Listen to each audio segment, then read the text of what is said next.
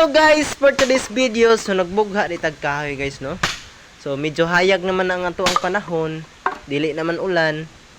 So medyo uga-uga na po na ang kahoy guys, oh. Ang kahoy gahapon. Awa guys. No? Medyo daghan-daghan ang ginako na putol guys. Awa. Yun na anak ko ka strong guys.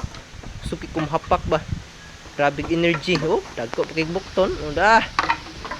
Dali lagi kay maputol guys. So among palibot guys, dito ka mahayan. Grabe pud kabugnaw. Oh. Sa gulay music, ang kahoy diri guys magsayaw-sayaw. Grabe gyud. Pesko pa kay hangin. Oh.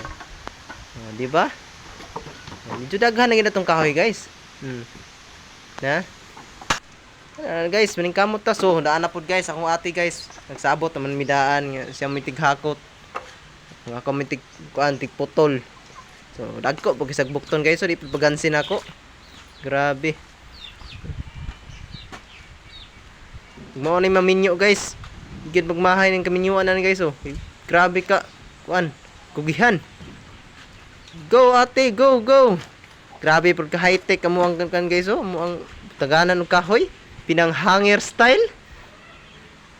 Para dali to siya mauga guys. Kay inig ko no gudlong ag dito mo paingon ang kainit. So, dali rin sa mauga. Oh. Grabe yung ate, oh. Seryoso mo kay Ignaong. Naikan po ka seryoso po. Grabe. Yun na nakabuutan akong ate guys. Diba? Diba? O nga, nakadaghan po na akong kahoy guys. Oh, mahuwasan yun sa ginakot yun.